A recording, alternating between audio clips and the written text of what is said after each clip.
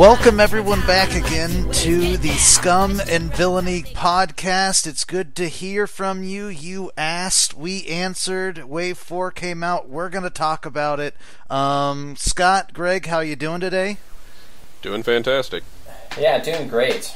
Yeah, once again, I am Richard White, KelvanTiberius. We also have with us Greg, joyNvengeance Duncan, and Scott, Mr. Froggy Williams.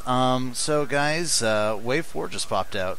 Oh yeah, I am stoked about Wave 4. I'm really excited about the new Imperial options, obviously. I enjoyed the Z95 Headhunters too. I like the idea of the Rebels getting some low-cost point options as far as being able to build their own swarms or being able to complement some of their larger ships and have true anchor squads in the same way that the Imperial Army has that option. It might actually get me playing more Rebels. Who knows? You just want to know what they can do because you're afraid. You're afraid of me having a swarm now. I do fear that, yes. Excellent. I'm actually not so stoked about Wave 4. Scott, how do you feel about it? I like what's happening in Wave 4. I think it's going to give us whole new options, but some things I think are going to stay the same in terms of like for Imperials. Like they have a big ship and like a mini swarm. I think some of these, like the Defender or the Phantom, might be, you know, where they spend a lot of points and then have a mini swarm to support it. So I think it's going to be interesting. I think it's going to shake things up. For me, I'm curious, you know, like, not curious, I'm just kind of upset. Like, I don't like the E-Wing in its design. I never thought it didn't look cool to me. And I don't really like the TIE Phantom because all I can think of was the awful Rebel Alliance 2 and the Phantom. Like, you never, like, have we seen the Phantom in Star Wars anywhere other than that game? Does anybody know? Probably extended universe books somewhere, I'm sure. But that's my connection to it as well as Rebel Alliance 2. And, you know, I was young when those games came out, so I was rather entertained by them. They certainly don't stand up by any standard as much replayable. To me, the TIE Defender in both TIE Fighter and anywhere the TIE Defender shows up, it's like the cheat code in rock, paper, scissors. It's like the nuclear explosion compared to everything else. Like, I know they have it expensive in X-Wing, but I feel like the TIE Fighter should have been 100 points based on what it did in the TIE Fighter game. You know, the TIE Defender's just rolling around everything. It's got ion cannons. It's got missiles. It has everything you could ever want it to do. Yep, shields as well. Yep. Yeah, it's fairly quick. Yeah, it's like one of the fastest ships in the game, so... Yeah, well, to kind of go through the new ships, do you guys want to do... I suppose asking either of you two is a bad idea since one's going to say Rebel, one's going to say Imperial. I'm going to go ahead and we'll start off with the Z95. 2 attack, 2 agility, 2 hull, 2 shields, 12 points at the cheapest. What do you guys think? I think this is a lot of fun. I was hoping that they would do this for the Rebels so that they could pull off a swarm. But you can do 8 ships, yeah, if you wanted. Yeah, you could. I don't know that you're going to do that though. But I mean, who knows? Someone might. It'll get tried. Someone's going to try it. You know I can't imagine it not being done personally. Yeah. So, have you guys seen the new what is it? The Ion Pulse missiles? Oh. Love it. What Yes. do you think about that? 3. They cost 3. Yes. I like that there's a 3-point missile. There could be some serious utility explored in those. I don't know if I am intensely excited about them, though. They're interesting. Being able to double up a ion token on a ship immediately is very handy. It could be a great, like I said, utility, sort of an ace in the hole against large ships. It could really give you a turn worth of the upper hand if you're choosy about when you use it. So either you guys see that it doesn't spin the target lock to use it to attack? Yes. That is good. Scott, I have a question for you. I mean, the world now knows that you're either a wizard or a hacker or some sort of like investigative journalist, where like you go in like and you have like an FFG like uniform just so you can go in and sneak in and steal the cards and find out what's going on. Hey, you're giving my trade secrets right here, man. Come on. I'm just guessing here. Have you used your little enhance tool and figured out if anything else? I know you mentioned something about a munitions fail something. I'm pretty sure it's munitions fail safe. Yeah. I'm not sure what it's going to do. I think it's probably going to be some sort of like gunner-esque kind of ability. Like if you miss, you get a second shot with that same missile or torpedo. I think that's probably good. Do we know the points on that? No. Oh man, I'm just like, how much would you pay? I'm thinking to be able it's to fire probably your 1 or missile 2 again? points. Like for 2 points. If 2 it'd points, be 2 points at the most, at what we're thinking is the most expensive, wouldn't that make assault missiles 7 points? Yeah. But man, I mean, if you can almost ensure that you're gonna hit with an assault missile, that's not a. I mean, that doesn't sound awful. No. It's certainly nothing to sneeze at. The additional damage you can rack up from that can be pretty monumental. Yep. Do we know anything else coming out for the Z95? Yeah, so I looked at some of the pilots, and I have some ideas on who they're going to be. So we know the Bandit Squadron. That's the PS2 one, the 12.1. Mm-hmm. I'm pretty sure the PS4 is Tala Squadron. Mm-hmm. And then the PS6 pilot, I think is going to be Lieutenant Blout. Okay. So I'm curious about the 12-point Z95 coming in at PS2. As far as swarm options, part of the beauty of the swarm is being able to get in your opponent's way at that PS1. Mm-hmm. How do we feel as far as what does the Z95 lose versus the equivalent point TIE Fighter when it comes to coming in at that PS2? Is that a big deal? You know, I think that PS2 actually helps the A-Wing. Because the A-Wings have the 1-3 progression, where the Z95 has the 2-4. I think if the Z95 came in at 1, it would be. I think it would just eke out the yeah, A-Wings I'd rather they be 1. Absolutely. You'd rather that the Z95s be 1s? Yeah, absolutely. I think the problem with that, I think Scott's right, since they can equip a missile, if you bring them in at PS1 and that cheap, you make the A-Wing obsolete pretty hard. Yeah. It's not what they're looking for, I don't think. Although, I mean, the A-Wing does have a maneuverability. We have to remember about the Z95 that it's like a baby X-Wing, essentially. It's not a super maneuverable ship, as I'm to understand it. No, it never was in any of the games. Although and it's supposed to be older than the X-Wing, too. Yeah. I think the Z95 is going to have a hard 1, though. That's an awesome maneuver. I think that's one of the best maneuvers in the game. Yeah, because it says in the thing, in the like flavor text, that the Z95 had a tighter turn than the X-Wing. Okay. So and the X-Wing does come in at that 2 hard turn. So that's not a bad theory based on flavor text, and I guess that's what we have to go off of. Yeah. I am worried about the A-Wing getting outclassed, just because, I mean, I keep looking at, one of my favorite squads right now is the Imperial Methadone, 2A, 3B squad. And I keep looking at these Z95s, I keep looking at these Z95s and thinking, instead of 2A, I could have 3Z.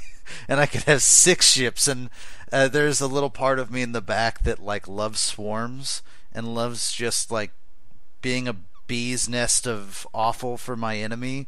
And it's starting to cackle every time I look at this Bandit Squadron card. Because the fun thing about armies and fighting is that it's one of the few arenas where quantity over quality is actually worthwhile from time to time. it's been something that many empires have basically conquered large portions of land, basically throwing their peasants at people. Are they very well-trained soldiers? No, but there's a whole lot of them, and they got pointy objects. Somebody's going to hit the target. Yeah, the beauty of what would be 3Z, 3Z, 2 rookies, and a B, I think. But you get 3 attack dice ships that are pretty tough. Like, I'm so excited. I cannot wait. It's going to be an awesome squad, and it's going to wreck everyone, and I can't Well, if you wait. do the breakdown on attack dice, man, that's 15 attack dice. Is there another squad that offers that at this point? Yeah, I mean, that's a lot of attack dice. The thing that you lose with the Z95 from the A-Wing, though, is the boost. Boost and blocking. Yeah, you don't even like have a barrel roll like the TIE fighters do. Right.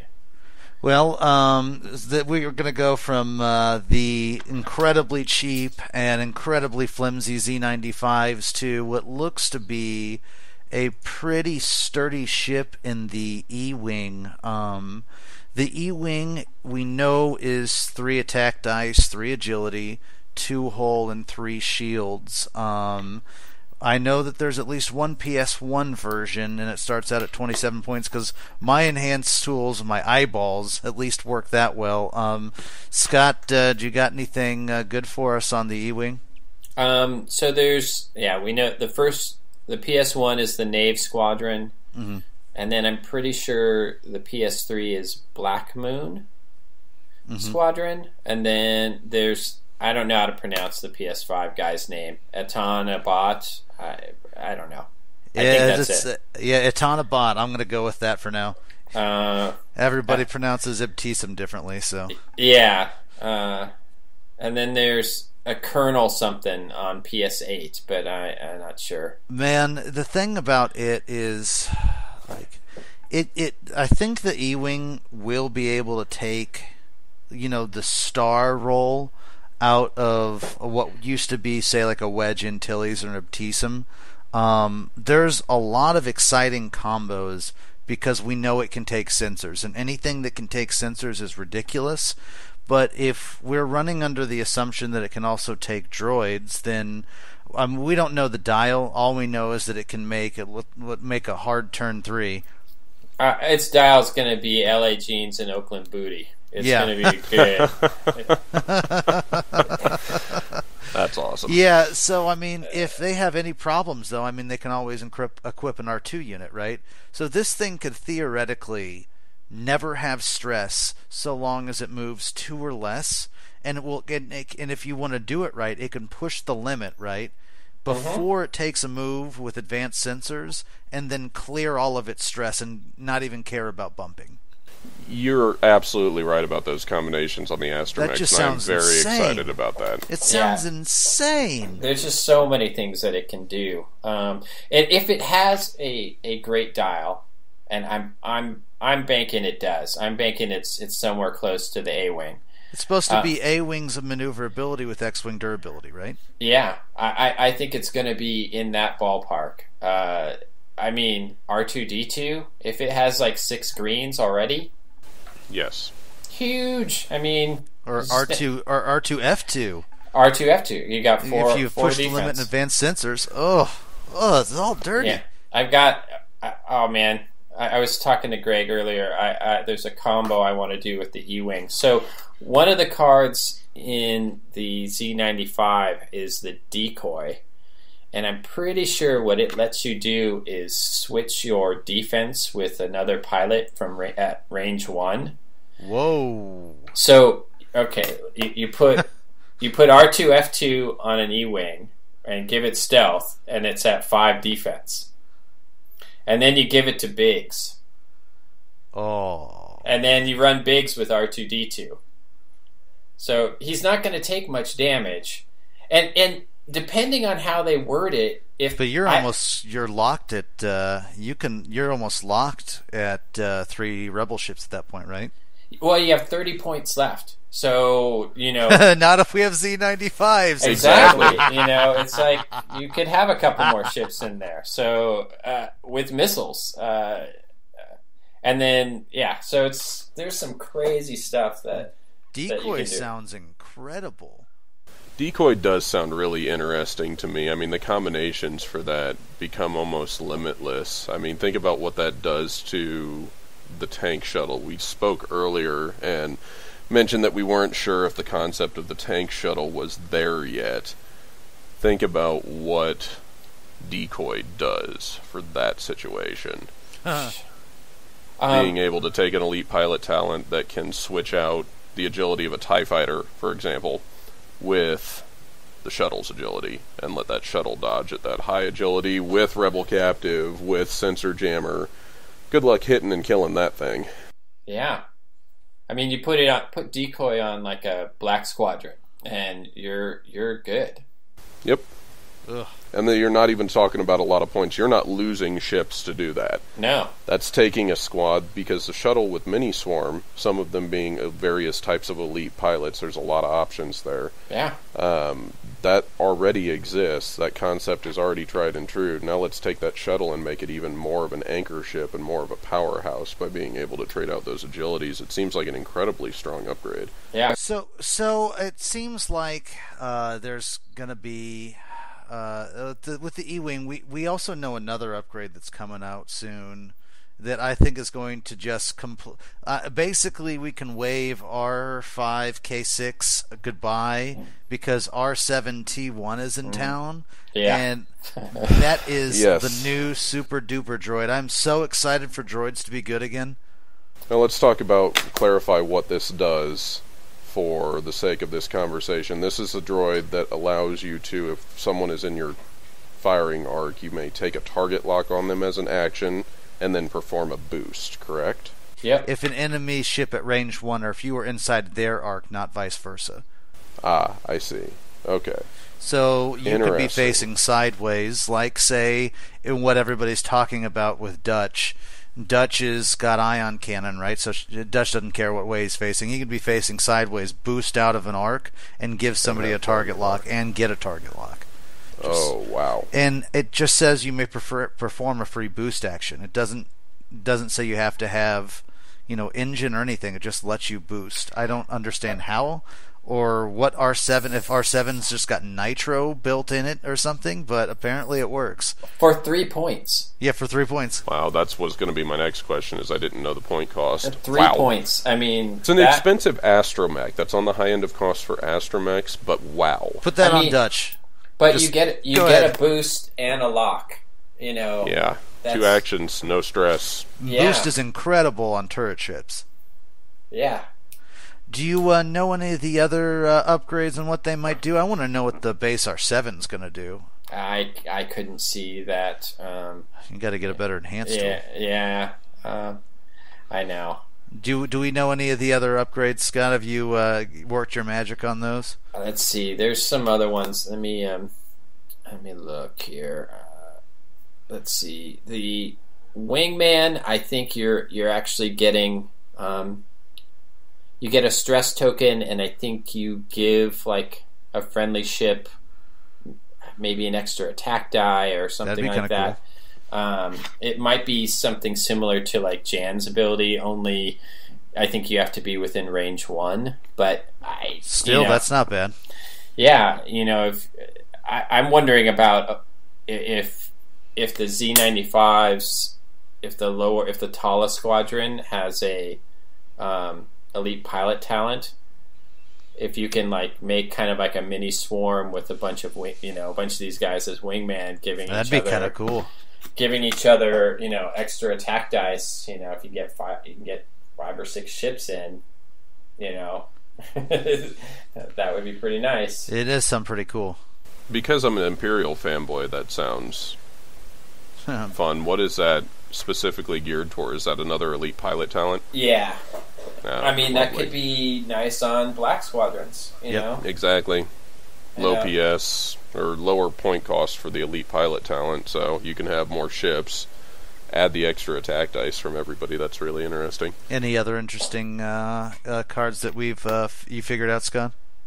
Let's see. What else do I have on here? For the Phantom. Fletchet torpedoes. Yeah, you get Does that talked about come in those, they're E-Wings right on top. Where does the Fletcher E-wings. come in? It comes with the E-wing? And this is also in the transport that's coming. Do we know what the Fletchets are going to do? Yeah, they're 3 attack dice, and they're ranged 2 to 3. Okay. You discard the card and spend your lock and to perform this attack. After performing this attack, the defender receives 1 stress token if their hull value is 4 or lower. Ooh, that's hit or miss. And it's 2 points. Ooh. Well, they only cost 2? Yeah. Yes. It costs 2. Excuse me? Yes. Yes. It's incredible. So It's another Y-Wing. It's a good Y-Wing card. It's also a great, that 12-point Z95, that's not 100 points. Your Z95s could be carrying those. Well, that's an the awesome Z95s secondary get weapon. missiles, not torpedoes. Yeah. Oh, yeah, my bad. See, True, but Y-Wings. I like it with the Y-Wings because you can pair them with ion cannons. You stress them out, and then you ion them. And you keep them stressed. Yeah. Nice. Or, It's good counter to push the limit because everything runs push the limit right now. For bomber builds, now you have, you have a cheap missile and a cheap torpedo. You can actually start packing out ordnance, Yeah, because you could do for 5 points a Fletchet torpedo and a mag pulse missile. Yeah. Wow, that sounds awesome. Yeah, so now that the bombers are going to be able to have a little more variety in what they can take with them. Well, if you think about fire sprays as well, if they take the Slave 1 title, have an option to use that in their arsenals. Oh, yeah. And you spend 2 points on those all the time doing things like seismic charges, so there's another 2-point option for those. Yeah, Could get any free interesting. points are good. I mean, I like that with Cath, double stress you. Oh, yeah. Nice. Ooh, that's good. It's a guaranteed stress, and then you can ride marksmanship for crits if you like. That's good. Well, those are the 2 rebels that are coming out. Greg, it's time. I want you to, hold on to your chair so you don't jump out of it. We're about to talk about the Imperial editions. We have the TIE Phantom that looks like a big triangle ship, I suppose. I don't know. Yes. It looks like a slightly modified interceptor. It almost. is, and let's pause for a second here because we're about to break something in the game, possibly. 4 attack dice.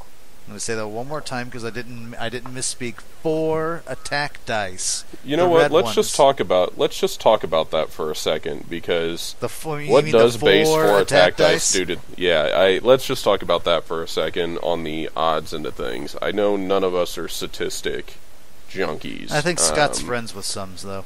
And there's certainly some in the community that will hear this and think about it and have probably already thought about it. But I'm curious as to what that is going to do to game balance overall, because here you have a ship that's also ringing in at 25 points. It's a quarter of your army. It's not necessarily painful to splash that kind of ship into any list for the most part. Mm-hmm. And 4 attack dice can be a game changer. I mean, if you get in range 1, you're talking about 5 attack dice. That's a big deal. Yeah, it's a very big gun. That's an APT every time you're in range 1, just from your attack, no matter what. Yeah. Minus the focus business, but still. How is that going to change? Like, I really expect the Phantom to be the thing that gets played more than even the TIE Defender. I think the Phantom is the thing I am actually the most excited about because of the new action that we're dealing with as well. The cloaking. I think I know what the cloak is going to do. Oh yeah, what do you think? I don't know for sure, but I think what's going to happen is when you cloak, you're going to switch your attack and defense values. That'd be kind of cool. Because right now the Phantom's big weakness is its 2 agility. It's its 2 agilities. To just kind of finish out the stats, it was 4 attack, 2 agility, 2 hull, 2 shields. True. So you think it's going to switch? So that would give it an agility 4. Yes. Okay. I wonder about like how that cloak action like even works. Like how do you decloak? Like is it a 1-turn thing? It sounds pretty interesting. Yeah, I could see in the thing there's like a whole extra card for that. Yeah, I haven't had a chance to really like zoom in on that, and I have a feeling in this first one, they gave us more cards about the rebels. I think they're going to do a second, announcement. A second announcements and give us some more details on the Imperial side. Do you have any secret enhancements on the Phantom? I haven't done any yet. The only thing I know is there's the Stygian particle accelerator. It's a modification. When you either decloak or perform the cloak action, you may perform a free evade action, and it's That's not bad. 2 points. That is not bad. Although it's for even the nice thing to remember is that that's more expensive than Millennium Falcon that gives you the evade icon. Yeah, but this is like you're basically getting 2 actions out of this. You're cloaking, True, exactly. And it comes in for free. At 25 points, this does represent a very easy, very powerful glass cannon to put into an Imperial arsenal. Greg, what do you want to do with this ship? My big interest in this ship is, again, finding ways to protect it. I've thought about combining it. I just want to make my little baby happy. Yeah, I mean, so the hard thing becomes is that the people that do the best protection on the Imperial side aren't really good for the points, so you have to protect this with something like large ships that can get in the way. Almost treat this like an interceptor addition to your squad. Except it doesn't have a boost. Although you could get, I bet you could get engine upgrade and push limit and turn it into an interceptor and just keep it from getting shot.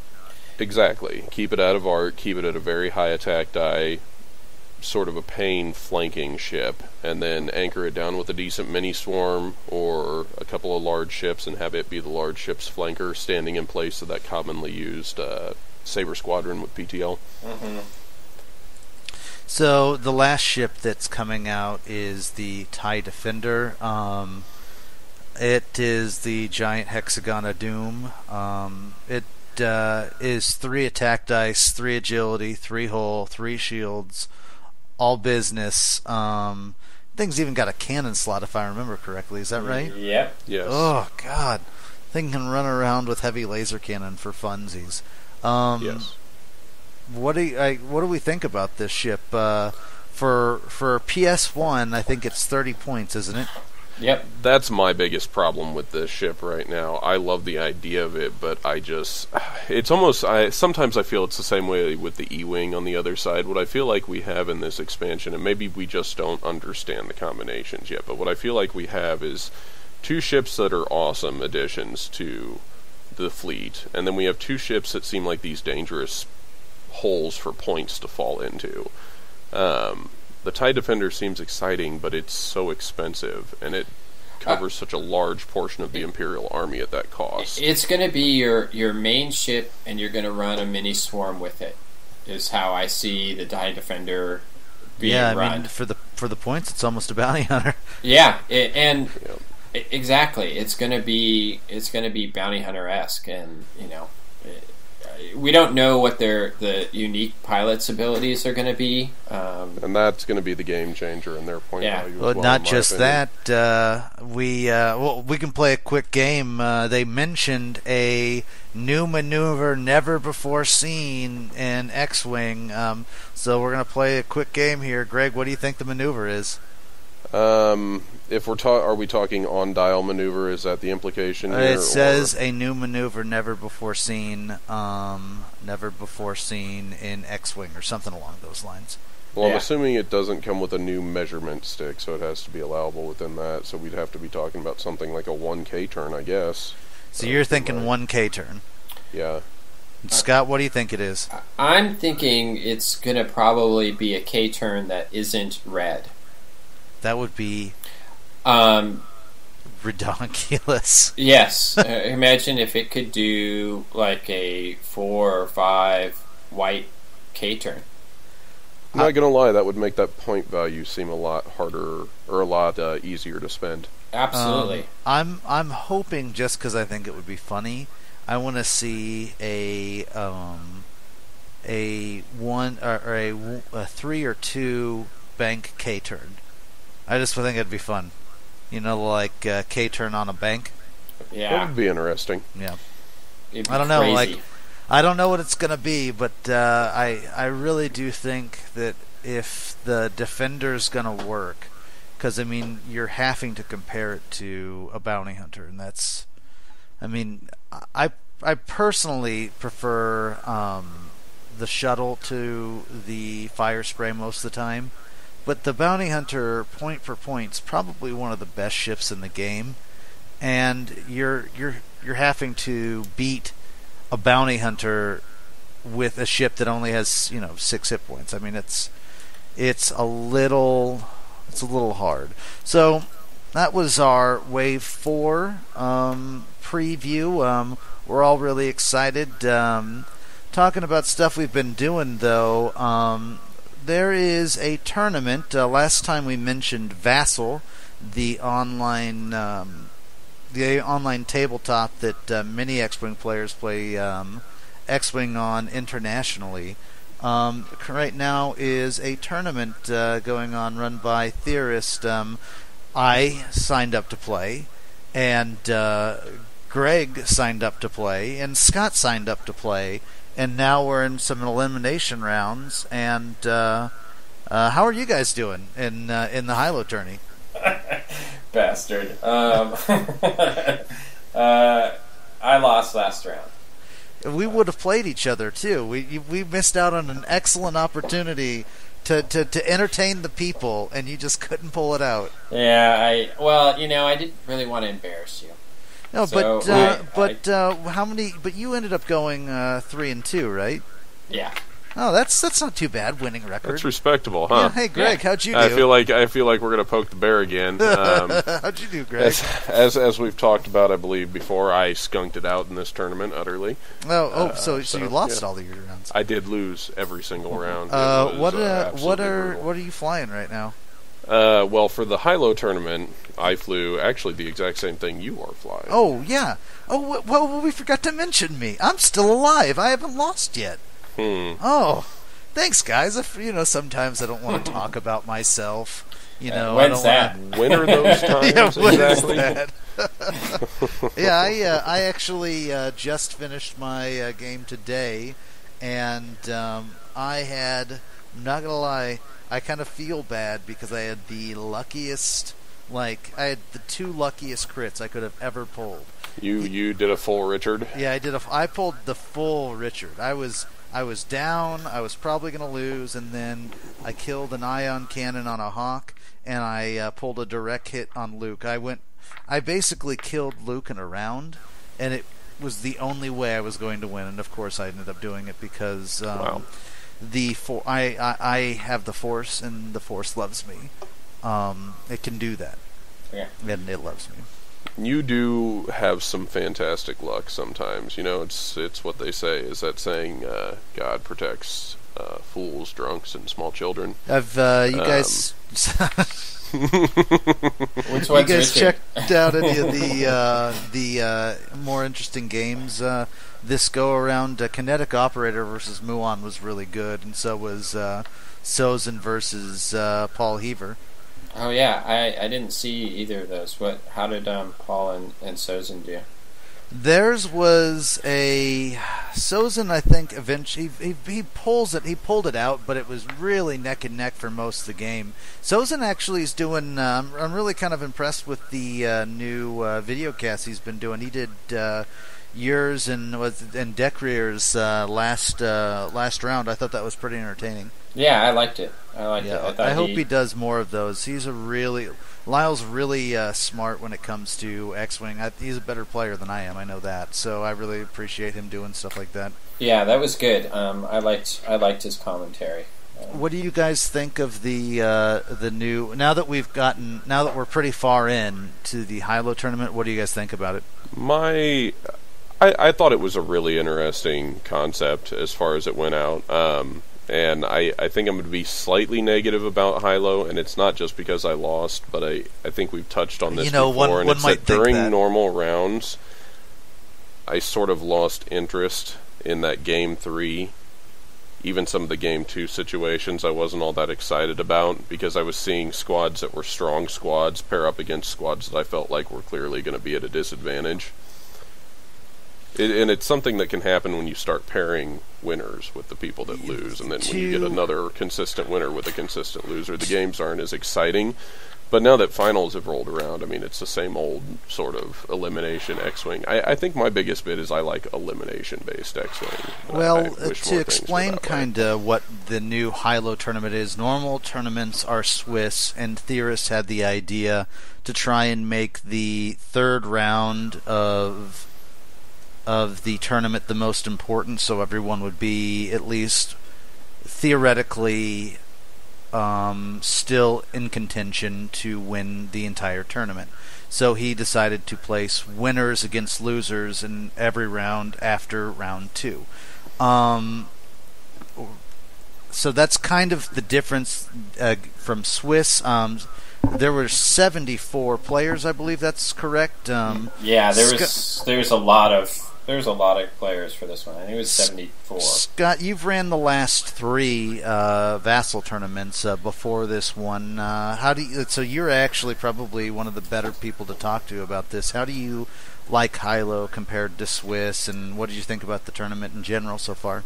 Oh, I think the idea behind the high-low and how it fixes the problem with Swiss. One of the main problems with Swiss is that if you lose your first round, it can, most of the time, it means that you're not going to make it into the elimination rounds, and so that was the goal behind the high-low. I liked the idea of high-low, but there were certain things about it that just didn't work for me, and they're kind of basically the same things that Greg pointed out. And this is, I think, one of the problems with it. The other problem with the way the high-low works is it has fewer standard rounds before you jump into elimination play. Mm-hmm. So in this tournament, there was only 3 regular rounds, but 60% of the players make it to elimination. So you had like a top 64-ish, and then it went down to 32, and then it'll keep breaking down by half. So I didn't like that as much, because there's that left fewer rounds for people to play before we got to elimination. I also didn't like that it doesn't build as much, and it could be, I felt the same way. This is this is just my feelings about it. It's not anything against theorists or I think the ideas was worth trying. No, I think we all know that we all love Jeff. He's probably one of the smartest X-Wing minds in the game right now. Yeah. Period. But, I don't know how many lists we've all stolen from him. Oh yeah, I know that's true. I often ask Jeff for advice for things. He's really a sharp guy. The problems with high-low, I think, are less technical and more like it just doesn't feel very right. Yeah, the buzz is off. Yeah, it doesn't build tension. In fact, it kind of because you're getting matched high to low, it's actually making those first few rounds kind of muddy. So here's a curiosity I have in that regard. As far as the building tension is concerned, do you think part of that may have been also the long time in between rounds for this tournament? I was actually just about to ask that. You're absolutely right. I think that might even be more a symptom of that than high-low in its base nature, because if you think about the larger amount of elimination rounds, you're spending a good amount of time being rather excited about those elimination rounds. I mean, it's a very intense situation. You play off, and that's all of it. You're in or you're out if you win or you lose, So that's very interesting at that point, and with only 3 rounds of normal play, those sort of more boring matchups from the wins and the losses aren't that bad if you get through them quicker. The problem I have with it is that there's only 3 rounds before you cut to the elimination rounds. Most people are guaranteed to make it to the elimination round. So there isn't really a lot of tension building until you get there. Where in Swiss, as you're getting to the later rounds and you're wondering if you're even going to qualify, there's definite nail biters. So you're looking at other people and like where they're at, what's their score. If that person loses, then maybe I make it in. A lot of tension is in round 3 and 4. Yeah, so it's there is that point to it, but Swiss has its problems as well. Well, kind of going from one tournament to another, it is officially Store Championship season. Greg and I's Store Championship kicked off what we think was the first Store Championship in the United States on the 8th of February. It was the beginning of the Farmageddon Tour, and we had the Kansas City...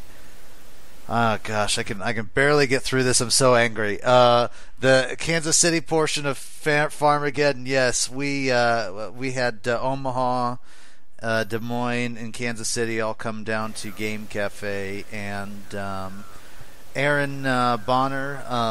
Is it Bonar or is it Bonner? I'm not entirely sure. I think it's Bonner, but I don't know. Kinetic Operator is what he's known on the Galactic Holonet. He came... The Rebel Convoy Man. Yeah, exactly. The Rebel Convoy Man. He came, he saw, he conquered Kansas City, and I'm livid. I am so mad about that. I came in 4th. It was awful.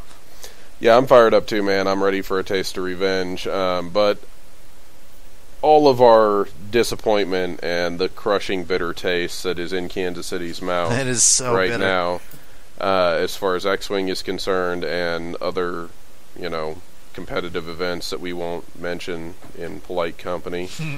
We're not talking about them until next year. But the tournament itself had a fantastic turnout, and I think we should really thank everybody. Aside from hating the Omaha guys for beating us, we should really thank them for coming down and making our store tournament as big as it was. So a big thumbs up to them on that end of things. And we're gonna go to Omaha, and we're gonna take that store championship. We're gonna rip it out of their hearts. It's gonna be awful. Scott, are you getting psyched for yours?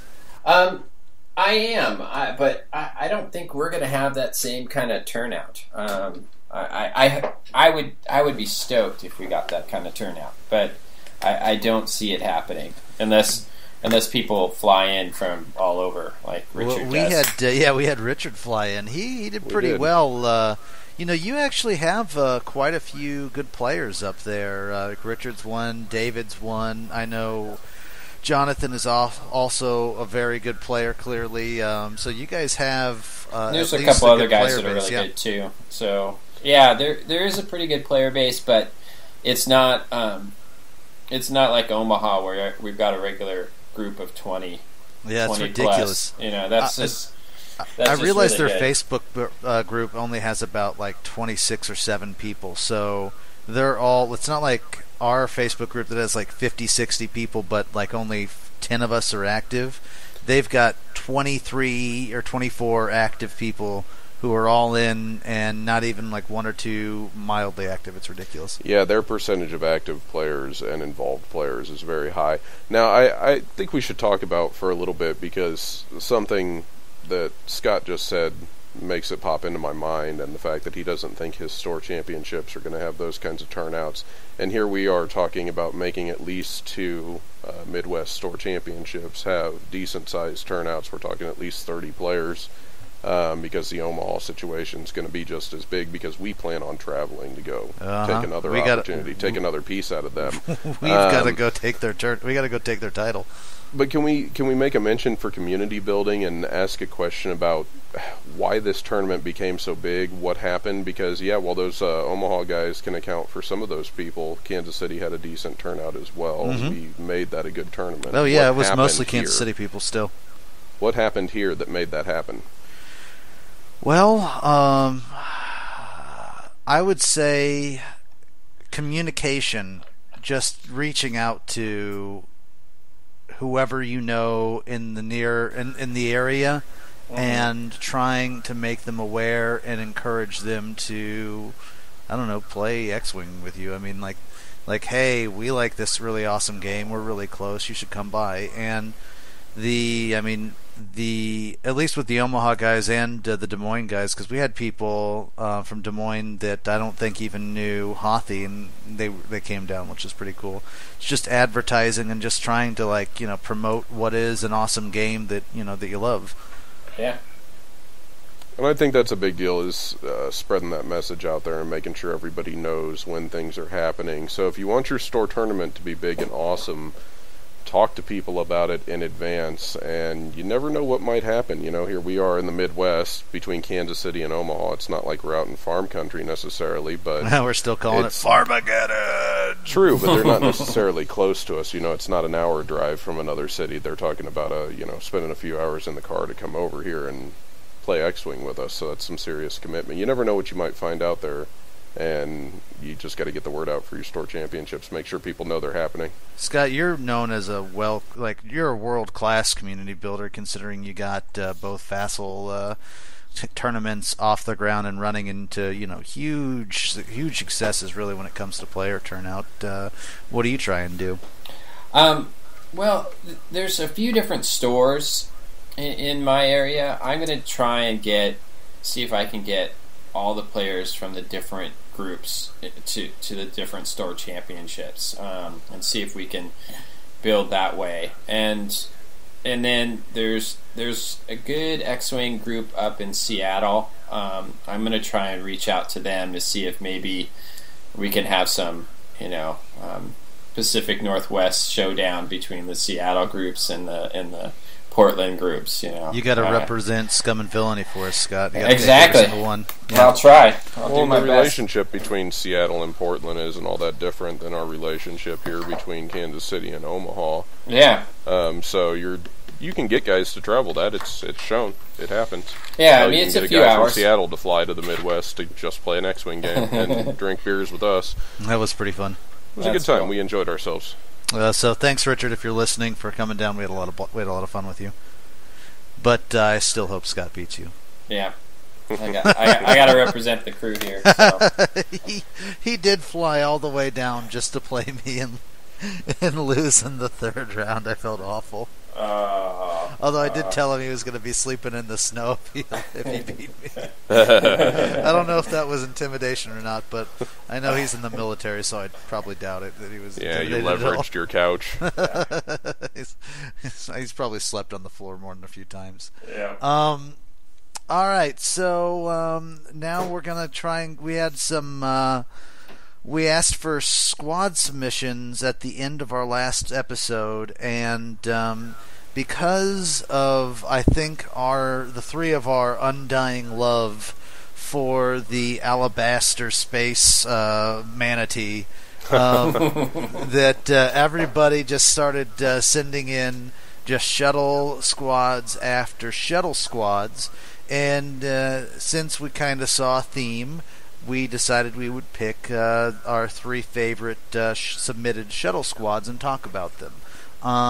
The three squads we chose, I think we'll have each of us present one and what we like and dislike, and then we can talk about how we might counter that, or the weaknesses that we might see, or the strengths that we might see, and how we might change the specific squads. I'm gonna go ahead and just go in the order that these were presented to me. Scott, I'm going to start with you. Tell me the squad name, where you found it, and what you like about it. So the squad that I have is called Force Choke, and this was presented by a friend of mine. He goes online by Veldrin. He's up in, I think he's in Norway. He was part of or Sweden, I'm not sure, but I think he's in. Yeah, he went to Worlds. I met him there. So the squad is it's a Omicron group pilot with Vader and anti-pursuit lasers, 2 Gamma Squadron pilots with proton bombs, and 2 Black Squadron pilots. Okay. So that's interesting. I love everything with the Vader crew. So yeah. So I end up playing him on Vassal against this list. I'm not sure I would put anti-pursuit lasers on the Doom shuttle. Well, it's because it's a shuttle doomed to die, right? Yeah, it's 2 points that you're going to give the enemy. Yeah. And with those 2 points, you could put, draw their fire on the 2 Black Squadron pilots if you wanted to help keep the Gammas a little more, a little better. But to me, this squad seems like it's got a lot of good pieces, but I don't know if they work together well. Like, I like the Gamma Squadrons being able to get in front of the shuttle and kind of slow play it, because they can do that one forward and really kind of corral the space cow back until... So you're purposefully delaying it intentionally, yes. So, that part I like. The proton bombs, I get landing crits. That's going to be really helpful with a lot of the 2-hull ships that are coming out too. Yeah. True. But one lucky direct hit and that ship's dead. But the Gamma Squadrons are probably the worst ship for those, because they're pilot skill 2. So Gammas are 4. 4s. Scimitars are 2. Oh, he has Gammas down here. Okay. Yeah, I thought it was going to be maybe he has that wrong. Anyway, when I played him, he was running Scimitars. I'm pretty sure. So it was, because Scimitars are the same as the... Yeah, they're pilot tills too. So, yeah, I'm just not sure about this squad. It needs some work for me. What would you suggest doing? I'm not sure. I think it doesn't have a lot of punch other than the Vader shuttle. It needs something else that can help strip shields before the shuttle goes. Taking a quick look, I mean, theoretically, you could turn the 2 Black Squadrons into an Academy and Backstabber, couldn't you? Does my math work right on that? Like you subtract 4 out? Yeah. Yes. 16 and 12 is it's the same as the. You also get a nice 14. PS bump with Backstabber and a blocker. That was the one I thought of off the top of my head. I agree with you. I don't like any pursuit lasers, but I don't know where the 2 points go exactly. You could put in Howlrunner, Yep. Hey, that's possible. So yeah. So that's this list seems like it's got some interesting pieces. I'm not sure how well they go together to really make it for me. This is a squad I would kind of like start over with, or start looking at other pieces. Keep the core concept, but maybe do some heavy reworking. Yeah, on synergy. Yeah, exactly. Because the pieces aren't. It's not lining up for me. Yeah, when it comes to Imperials, it's not necessarily synergy. Like, with Rebels, you're trying to get everybody with 2 actions. Like, that's Rebel synergy. But with Imperials, it's just like you have building blocks, and you need the blocks to fit each other. Yes. Yeah, these guys, I don't feel like it's supporting. You're not supporting the shuttle, and you're not also supporting the bombers. It's like it's. And in my opinion, on that note, when you build Imperial squads, it's kind of like Richard just said, the synergy works a little bit differently. It's nice to have some kind of foundationally supported piece, that piece is sort of your keystone. And a lot of times in the shuttle TIE Swarm or shuttle and support lists, you need somebody out there that is a badass other than the shuttle, especially when you have a Doom shuttle. Yep. Well, Greg, you have a squad that you thought you wanted to get checked out. Tell me the name of the squad if you have one, where you found it, and tell me all about it. What are you running? Well, speaking of having anchors in your squads, the squad I have sort of deals with that in a good way, in my opinion. This squad is called Scum Transport. It's on Team Covenant. It was submitted by a person named Josh Adams. Mm-hmm. It consists of 4 Academy TIE Fighters, Howl Runner, and the Oh My God shuttle with advanced sensors, HLC, and Rebel Captive. All right. Now, what I like about this list is that this list has 2 solid anchors and 2 solid targets to deal with. You have Howl Runner with support TIE Fighters, which everybody that plays this game knows is always a problem. Mm-hmm. Even Howl Runner naked, even with Academy TIE Fighters, it really just doesn't matter. It's always irritating to deal with. I think Howl Runner's a better Biggs than Biggs is.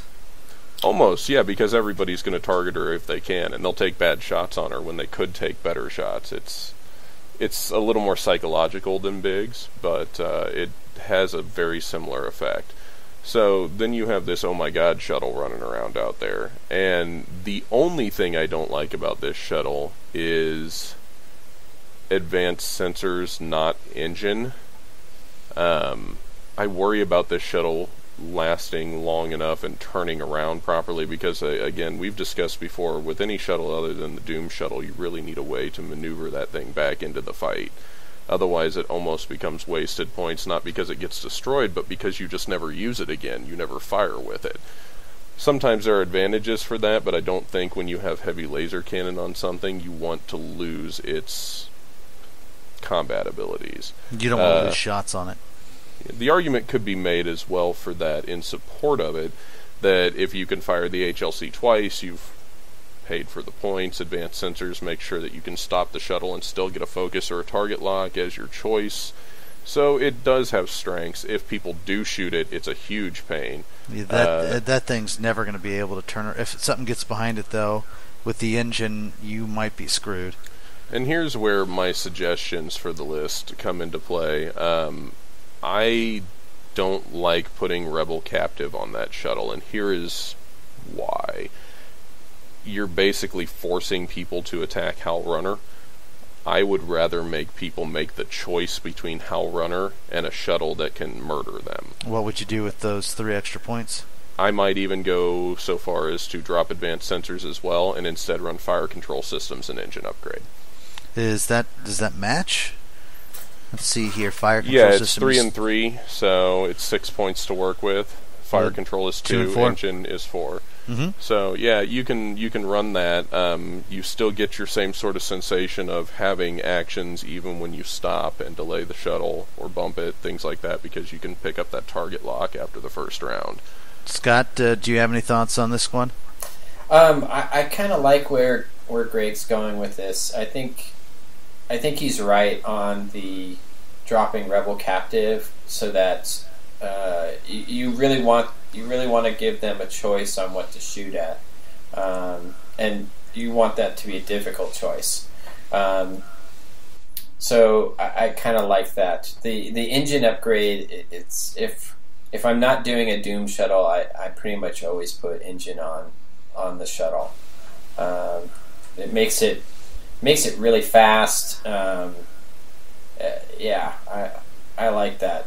The hard part for me is I really like advanced sensors with the engine upgrade, because then you can do the boost, 135 degree turn. Yeah, the boost, and then the hard 2. So you're coming around, and then the following turn you do the green, and you're good. But I'm not sure what I would drop at that point.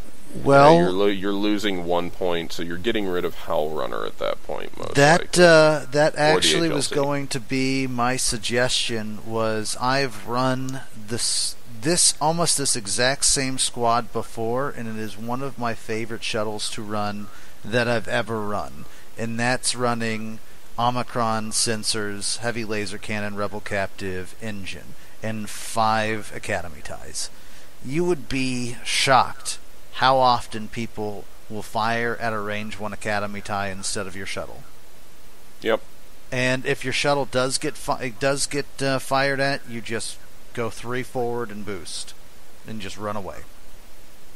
And nothing can catch up to a shuttle that goes 3 forward and boosts, except for like an A-wing. That's just such a fast ship. Yeah, it surprises people. They're not expecting it to be. It flies like a really fat TIE interceptor. Mm-hmm. It's what it feels like when you fly it. I really like that squad. So, but I think we all kind of agree that I don't want to, I'll beat this dead horse. I tend to not like to fly any non-Doom shuttle without a engine. Yep. The list that I found that was brought to us by the forums, it has been widely talked about on the forums, and I think the Brown Bomber posted this first, although Racky Whistle started a thread on this squad. It's called the Scarlet Cowgirl. It has Kath Scarlet with Expert Handling and Rebel Captive. It has the Omicron Group Pilot with Fire Control System, Gunner, Intelligence Agent, and Engine Upgrade, and 2 Academy Pilots. Its strength, to me, is that Kath is is the ship that you most probably want to kill in this list, and is the hardest one because expert handling on a large ship is incredible with how far you can move. And the Omicron group still has the ability to boost whenever it wants to, because fire control system can be really, really good in combination with gunner. Basically, the idea being is you fire at something that is hard to hit, miss, and then gain target lock and fire at it again. So, and that way you have target lock on your second gunner shot. You guys have any thoughts on this list? I do, actually. I wanted to chime in on the idea of expert handling, and one thing that I think you didn't mention as well is the fact that this list has Intelligence Agent on it. Mm-hmm. Intelligence Agent works very well when things in your list have barrel roll. Mm-hmm. It allows you to plan for blocking in that sense. In fact, with boost and barrel roll is really its only 2 uses. Mm-hmm. So you've got Academy ties in here that can feed off of that, and you've got a bounty hunter that moves late, so you have a lot of opportunities to work your way in and out of firing arcs or work your way into flight paths to cause loss of actions. It's a very interesting bit of Imperial synergy there. Scott? Yeah, I was looking at this. One of the things that I have a hard time with expert handling is it makes your Slave 1 less effective in terms of its offense.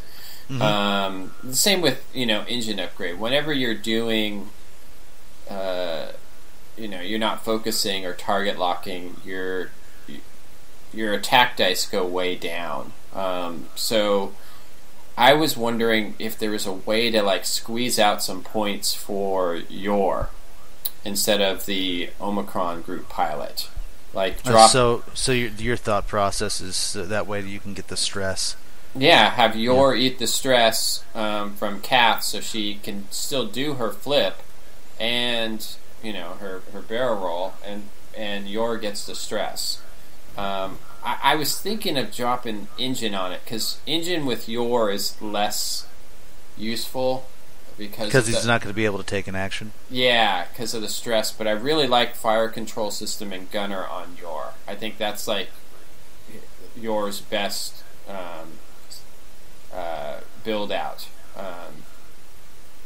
And then that gives you an extra point to play with. So you can actually, I don't know what you want to do with that extra point. Well, I mean, if you've got an extra... This list, this is actually something I was going to mention. This list is at 100 and has Academy pilots. Theoretically, wouldn't you want to try and guarantee initiative or at least roll for it when you have Academy pilots? The tricky thing with that, I see, is you're wanting Kath Scarlet to be able to barrel roll with a lot of information. Yeah. And so you probably don't want the initiative for her. But, she's a high pilot skill, though, so... Yeah. I don't know. You almost want initiative for your academy ties to be able to do more interesting things, because that's where that synergy from intelligence agents comes in. Yeah, that's dropping true. It, though. That was actually... that's true, actually. That would, oddly enough, if you're going... I kind of go two ways with what I would suggest with this sort of list, a Cath Scarlet shuttle ties list. I would either suggest dropping intelligence agent for initiative. That way you would be able to have your initiative maybe you're more likely to be able to block, although it seems like nowadays that for initiative people are going to 97, 96, 98 points, which is just getting insane. I blame Jake for this. Jake, if you're listening, Jake, the Gen Con national champion, is it Pischelmeyer? Is that how you pronounce it? I hope I'm pronouncing it right or wrong, because he's screwed up initiative and everyone's now going, we're going to see a 50-point list, and it's all going to be Jake's fault.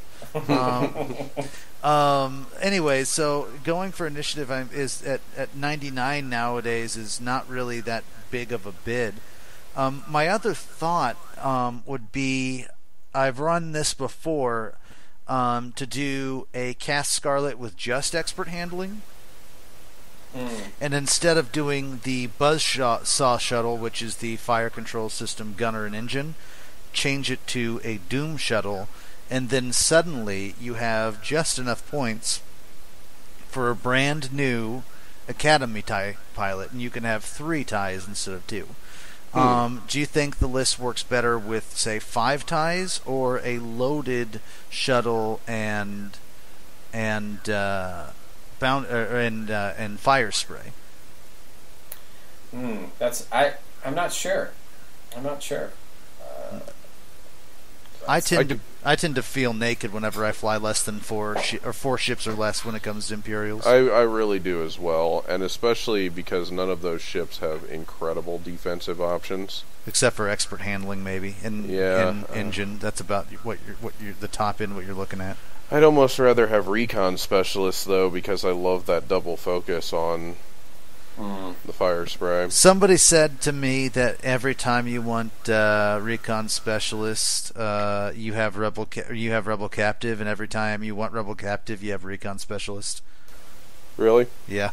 It's just you can't win with those two. They're both awesome defensively. It's true. Do you guys have any more thoughts on Scarlet Cowgirl?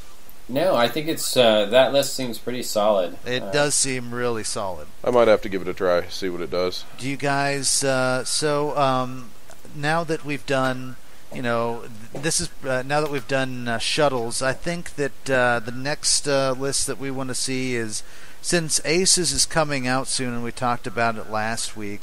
Why don't we see the best Imperial Aces, whether it be ships, be upgrades, anything you want, so long as it involves a card from the Imperial Aces expansion. Send those in, and we will talk about them on the podcast.